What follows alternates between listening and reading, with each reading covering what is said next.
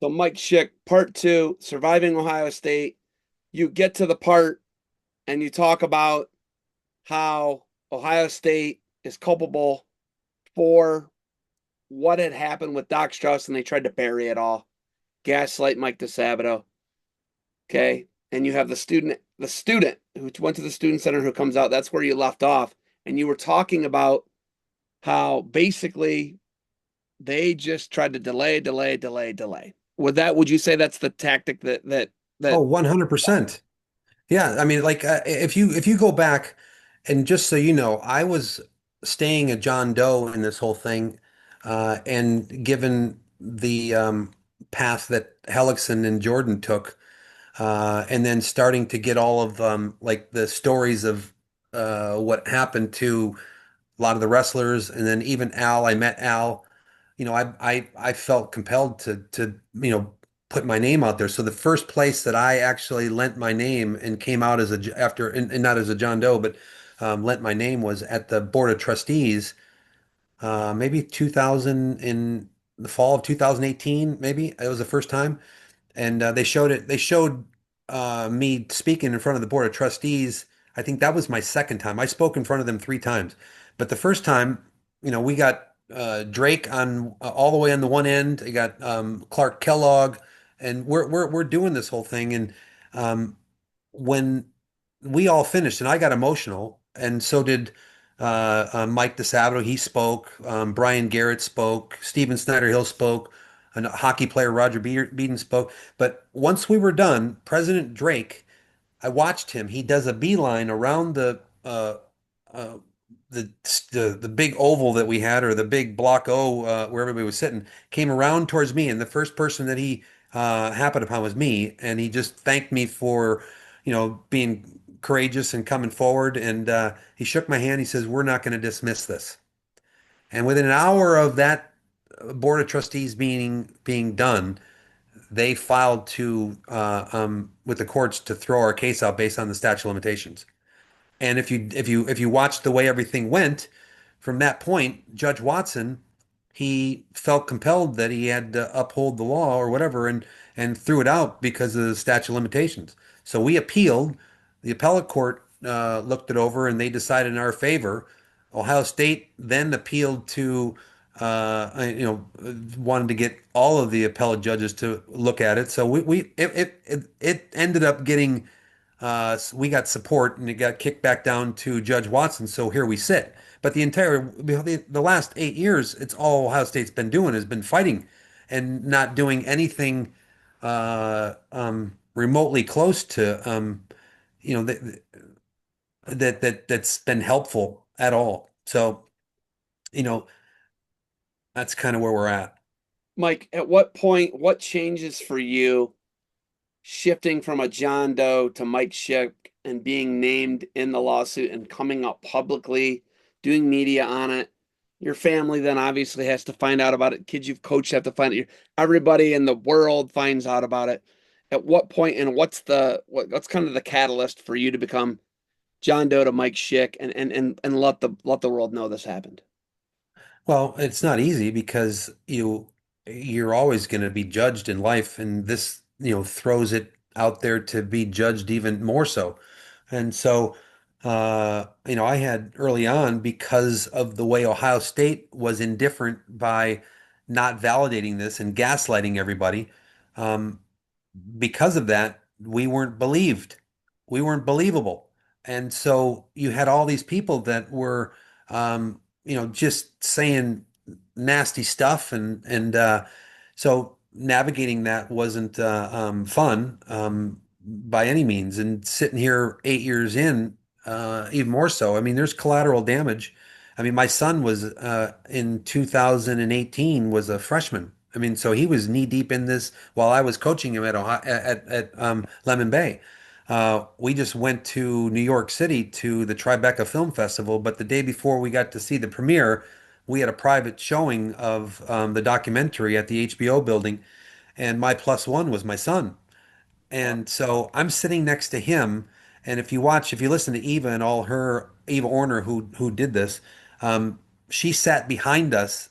We were on the 20 something floor, in a nice like screening room where multiple rows, like it's like you're a movie theater.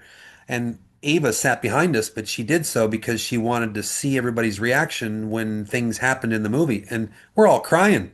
I'm crying through the whole thing, and I've got my son sitting next to me crying as well. And I had no idea how much I was going to be in the documentary. I had no idea how I was going to be portrayed. I didn't have any, after the fact, I had no idea how anybody was going to respond to it. So I went into that thing and I was shaken because you don't want to be like a sound bite for eternity because the way that they put you on big screen.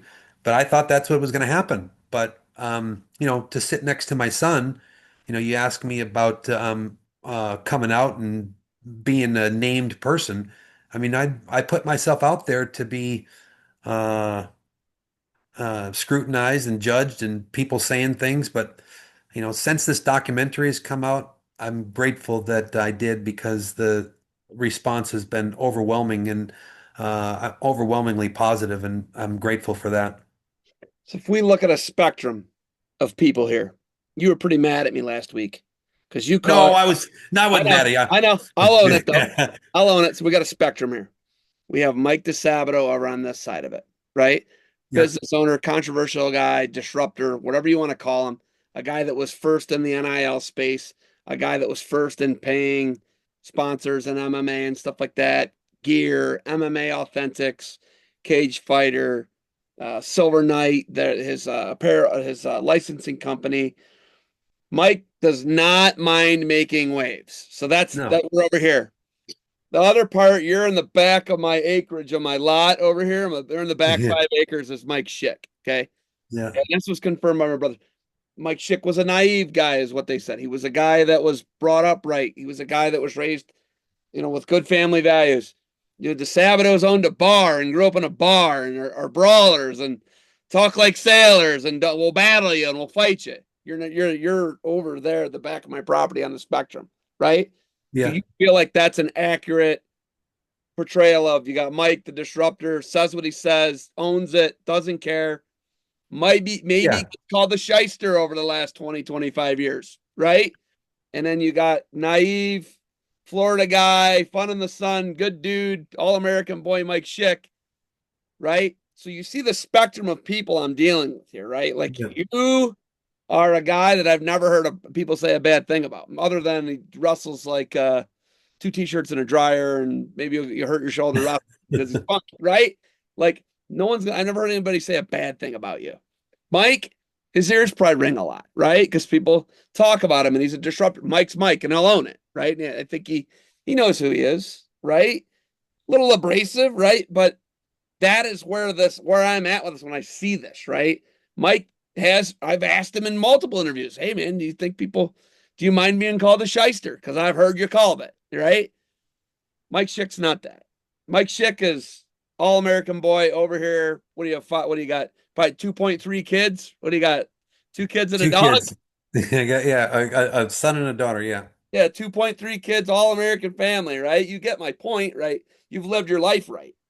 So Mike saying things, some people are going to be, oh man, he didn't return. You know what? He did team apparel for us and screwed us out of 5 grand or something. I've heard that one, right? When he owned Cage Fighter. But when Mike Schick says it, you don't have the same reputation as Mike, right? You and Mike DeSabato have very different reputations. So whenever this All American boy comes out, who's now a man, father of two, respected in his community, high school coach, all around good guy, do you think that Ohio State just doesn't care and their machine is just trying to roll over you?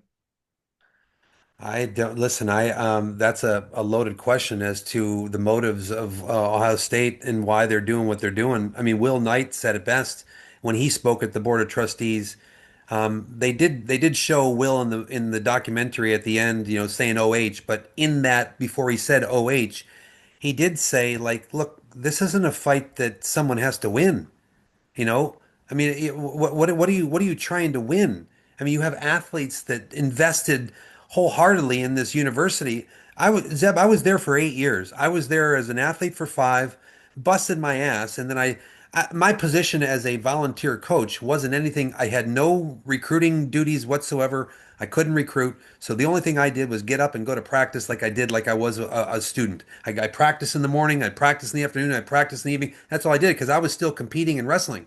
So that was all I did. So I was there for 8 years. And to know that I put in as much as I did for that university and to know how they're so indifferent right now, and then to know that the two people that I revered and I chose to go to Ohio State because of, you know, it's sad, dude. I mean, the collateral damage. Like I had a wonderful relationship with Hellickson. I mean, I love that man. I still do. I'm disappointed. I really am. It doesn't mean that I'll never have a relationship with him again. I'm hoping that I will. But Ohio State, they gaslit us at the start and caused all of this to happen. If they would have done the right thing and then released all of the files that they knew that they had about Strauss, they would have validated what we all were a part of, and Hellickson wouldn't have been put in the position that he was in. Jordan wouldn't have been put in the position he was in, and it would have been okay. And so they were crappy from the start, and they've been continuing to do that. And we're doing with this the Perkins Coie report. Like every time you go and watch, like if you watch a Colleen Marshall thing that's on NBC that she does in Columbus, at the end she gives a statement that a blanket statement that Ohio State makes, and like, oh, we settled with all these people, we led the investigation, and you know so they tout and they brag over the fact that they led an investigation, and we have this Perkins Coie report that's a big part of this case, and now they want to throw it out and say that it's hearsay and they can't use it. But yet they tout the fact that they were the ones that were leading the investigation and did it. They It spent makes six no million sense. dollars on it, didn't they? It's $6.2 million, Point two, and then they right? tout. What's that? $6.2 million. I Like know. And then they tout that they brag over the fact that they had all these people settle. Well, part of the reason why they settled that people may not know is that we were in limbo. A lot of these guys were in limbo. The judge threw us out. So until we appealed and we ended up getting the appellate court to rule in our favor, we had nothing to hang our hats on. They threw our case out. So they were these people that Mike's group that settled. I mean, I call it hush money. I mean, it's like basically they ended up coming in there to make it look like they did something. And, we filed this under a Title IX case. And to sit there, I think it's irresponsible. And this is where I think that people have a misjudgment of like why we're all staying in. Why is there 231 people still in this thing? Well, if you look at what we got in the latest settlement, it's like they said that once you sign on, then to settle, that you may not get anything, and two, you lose any right to sue in the future, and we're going to take zero accountability for anything that we did. So you may not get anything, even though you're signing on something to get something. Why would anybody want to sign up for that? For one, at the level that they were saying that we could for what peanuts compared to what Michigan State or Penn State was. And so if you were a male, if you're a female and you were abused, this is what happens. This is what you're going to get. If you're a male and it happens, this is what you're going to get. And it's like, it doesn't make sense as a Title IX resolution. So that's kind of why, for me, accountability has been something that is important for me. I mean, like, I really want accountability. I don't know what that looks like. I don't know what it looks like, but to sit there and have me sign on something where they take zero accountability, I didn't sign up for that initially to have that as my end result. So there's no reason I was going to sign on to that thing. If I got nothing, at least I didn't sign on to something that said that they're not going to be taking zero accountability for it. So that's kind of why I'm still in. I'm guessing from the sounds of it, you really don't care about the money payout. You really care about, hey man, admit this happened, own this, But take that comes from the responsibility. start of this, Zeb. From the start of this, like I have such a good relationship with Mike DeSabato. I mean, love him or hate him, I'm a loyal friend, and as a loyal friend, you take the good with the bad, and you hopefully if he's like I wasn't happy with Mike when all this came about early on. I mean, we were having conversations, and I was pissed at him, but I never dropped him as a friend. I was a true friend, but I don't know where I was going with that. What was I saying? Sorry. You were just, talking about Mike as a friend and what you ultimately, from the beginning of this, they've Oh just yeah, from the beginning completely of this thing, punted. yeah, from the beginning of this thing, they basically, like I said, I keep saying it sound like a broken record. They threw shade to all of this.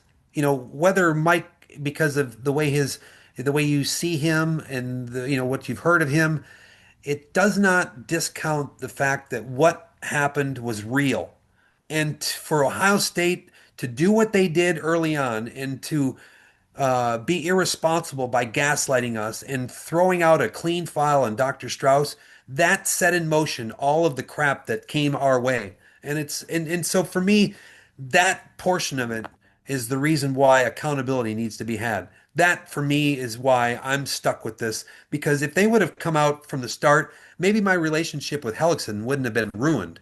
Maybe my relationship with Hellickson is ruined because of Ohio State. I didn't have a relationship with Jordan. I follow him politically. I did, and I was proud of him because that's my assistant coach. I was always touting that's my assistant coach. I mean, I was happy, that whatever he was doing, love it or hate it, I was still proud that that was my coach. And but they screwed, you know Ohio State screwed that up, and for me, that's the big sticking point. I just don't. You can't unring a bell, right? You can't go back and change the things in the past, right? That what happened happened. It's Yeah. just you just want just show me some ownership. Show me that you believe this happened. That's what it sounds like you want. It sounds like for it to be made right at any level for you, guys, at least say you gaslit us. At least say we handled this wrong. Zeb, we ended up at one point got a list of all the emails for all the legislators in Ohio. I ended up speaking at the state house or the courthouse, state house downtown, for Bill HB 249 that we were trying to get through, that would open up a window for people that were abused by Dr. Strauss to be compensated.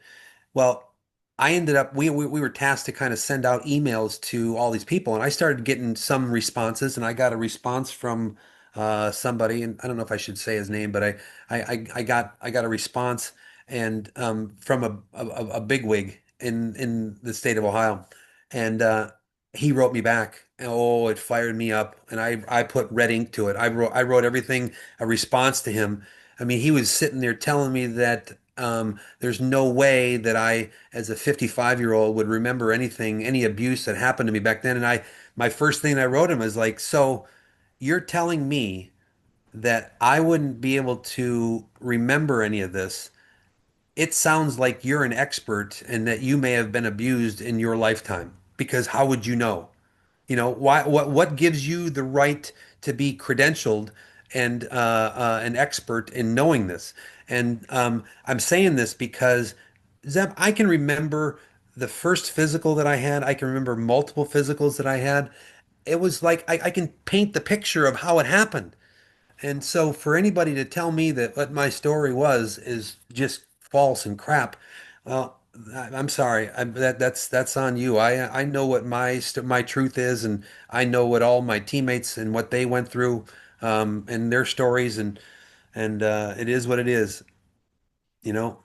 Ultimately, where do we go from here? I know we're in limbo. I know it keeps getting kicked back and forth to judges in Ohio State's delayed, basically taking the corporate handbook. If you look at like what tobacco companies did for 60 plus years, right?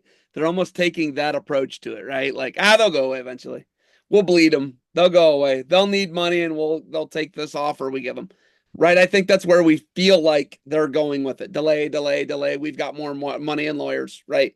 I feel like that's what's going on. I know maybe Yeah, you don't want to speak to that, but eventually that's the corporate handbook. We poisoned you and your family. You yeah. drank, Well, you smoked that. We had a warning on it, but right? Like, where do we I go? don't. What do you ultimately, how do you move on with your life? And what do you want people to know about your story, your teammates' story? Ultimate, where do we go? Where do we go from here? Well, I'm grateful that this documentary was done and done so well because it's painted a picture for people and the overwhelming response that we've gotten. I mean, I've gotten letters, texts, emails. I mean, I haven't gotten one negative one, and all of them are just as positive as can be. So I'm grateful that people got a perspective that they didn't know and have a little bit of understanding. If that would have came out when this all started in 2018, maybe we would have been in a different place. But I don't know. I don't know how far Ohio State can kick the can down the road. I mean, they're starting depositions. I mean, you're going to have people that are going to be deposed. Jordan's getting deposed next week. Hellickson a couple weeks after that. You got Geiger that's being deposed. You got Archie Griffin. I mean, there's going to be a lot of people that are going to get deposed, and I mean, they're going to. Uh, I don't know what Ohio State is going to do. I mean, that's not. I mean, if this takes 5 more years, 10 more years, whatever. I mean, we're in. I'm in for this because accountability, I think, needs to be had. I mean, if you look at, I don't know. I'm just now getting into all the stuff with Penn State, and I don't know what's going to happen with uh, but what happened in the past with Paterno and that whole thing. I mean, and there was compensation and I mean, there was punishment that happened. I mean, there's nothing. No one has gotten punished at all in the time that I mean, Dr. Strauss is dead. I mean, we've got no. The only person that has been accountable in any way, shape, or form is Ted Grace, who lost his medical license because of what he did, and they showed that in the documentary. But no one's gotten any. I mean, it's funny. The NCAA hasn't gotten in on this. The Big Ten hasn't gotten in on this. No one has even looked at this in a way that they should, and I don't know why. So to answer your question, where it's going to go and how long it's going to go, I don't know, Zeb.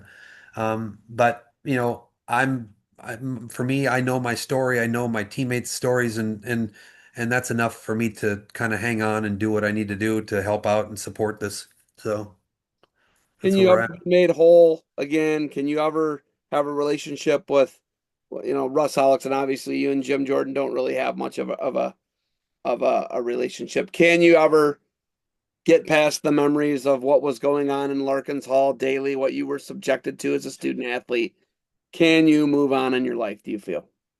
Oh yeah, look, I mean, we were talking about this today, me and Dan Ritchie or me and Mike DeSabato. It's like, because something happened to you. I mean, do you now have to be labeled like you're a broken human being and you need to be on the island of misfit toys? I mean, like, I'm an athlete. You as an athlete, you figure stuff out. You I mean you problem solve and figure it out. I'm not going to sit there and be boo-hoo all my life, and it's not the way I was raised. My dad never complained. He just figured out. And so for me, I'm going to be fine. I mean, I've lived my life that way.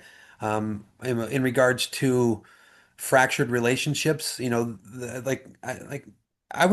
talked to Hellickson 4 or 5 times a month, if not more, coming out of college. I mean, his family would send me a Christmas card every year. I mean, that stopped in 2018. I hadn't gotten squat. But I mean, to know that I had such a deep relationship with that man, like he was a father figure to me, and to know where we're at now, it's the saddest thing, man. It is.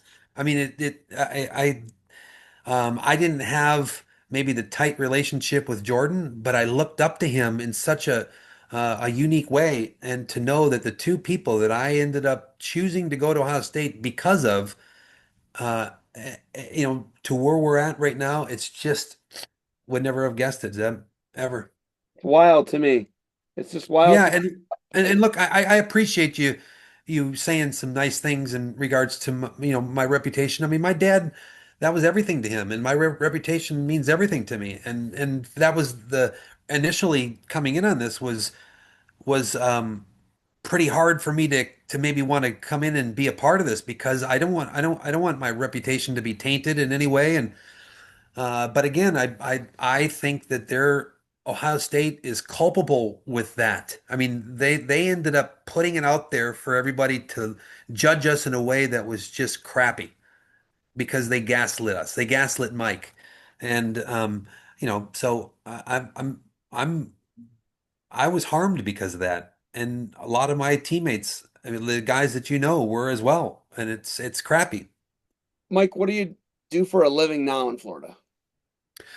Well, a wrestling coach for one, but I've been in corporate America for most of my life, working in sales in some capacity, and my dad passed away in October, and so I was kind of taking care of him. And to be honest with you, I've kind of gotten into reselling, and I've been doing a great job with reselling, and that's kind of what I busy myself on a daily basis with, believe it Do, or not. do you have to work anymore? Of Can you course, I can mean, you retire? Can you retire is what I'm asking. no, I mean, not, I mean, uh, I wouldn't say I could retire comfortably, but no, I mean, I'm going to work probably until I'm 6 feet under. So It's you're just just a my work. You're nature. just a guy who can work, and you love to work, and just working's a thing you do every day. It's a function of what you do. Corporate Zeb, America. I still I get up every day like an athlete. I wake up every day like an athlete. I go to bed like an athlete and prepare for my next day like I can, rest, recovery, repeat. And I mean I work out like I'm still going to college and doing my stuff every day. And so I wouldn't most people would say it's rigid, but it's just for me it's living and being healthy. And I look at exercise as an outlet for a lot of the stuff that I've dealt with, and I'm grateful that I have that because you know mental health is real, and doing exercise is a key component of staying where I need to be. The question I have that really like kind of eats at me, and that I think about is how could Ohio State put varsity athletes into the general population? None of these things are like this anymore. No D1, even most of your D2s, they are not mixed in with the general population of a massive major metropolitan area like Columbus, Ohio, where people can come and go as they please in a varsity facility. It is not a thing anymore. You took Do Vince as you your kid. do You you do took you remember Vince as your Larkins? kid.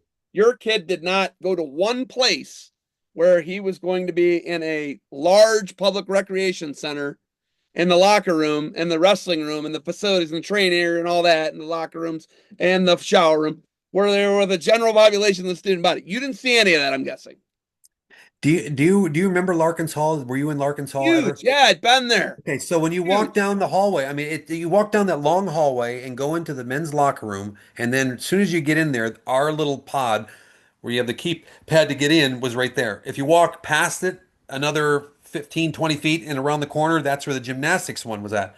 But you walk in, we're in, it's not just our the environment within the locker room. Anybody had access to our wrestling room. So think about this. You know that we, as wrestlers, and I mean, I don't know what level, if you've helped out at a high school coach as a high school, but keeping mats clean is important. Yeah. Highly, I mean, we're all hypersensitive to try and keep everything clean. We had no control. Hellickson had no control over people using the wrestling room. I would come up there in the middle of the night when I was wrestling and having to cut weight, and I'd go up there into the wrestling room, up the spiral stairs into the wrestling room, and I have 20 people on the wrestling mats doinking around. What are you guys doing up here? And then I would come up there another time, and as I'm going up the spiral stairs, I got people that are in the middle of the spiral stairs just hanging out. And they said, "What are you guys doing here?" I mean, there's the could you imagine Chris Spielman, Andy Katzenmoyer, Robert Smith? I mean, just name all the football players and then them being exposed to the public, the students, faculty, and staff. It's nuts. It's It nuts. wouldn't Like it wouldn't Mike and I happen. talked the whole thing on it. I was like, Larkins Hall was a like 40 or 50% part of the problem, and they They never eventually addressed it. addressed it. They Never well, did. hold on. They made a standalone facility eventually with the Steelwood, right? With You know men's that Charlie gymnastics. Becks and Will Knight went to Hellickson and said that we want to go and and present something to Andy Geiger. They went and had a meeting with Andy Geiger and how that they could cut down the locker room to make it just ours. Yeah. And then like just if they put up some walls right here, whatever, something would be easy to do. And then among other things about Dr. Strauss and all that, they went to Geiger to talk to him about that. I mean, our environment was so bad that guys like that were trying to get something changed and all at the same time it's like uh we were stuck with having a doctor that was in our locker room. He was right next. I had locker room number 45, and Dr. Strauss was right to my left. I think Eric Schultz was to my left, immediate left, and then after that was Strauss. So he's. I mean, I'm sitting next to him every day, watching him, do his thing, you know. But could you imagine other sports being No, accessible to no, the? no. No, you That's the wouldn't. point. No, that's the whole point. Is no, they wouldn't do that to a non. They would do that to a non-revenue sport. They would never do that to a revenue sport. Is the point. Yeah. I mean, just my opinion and what I just yeah.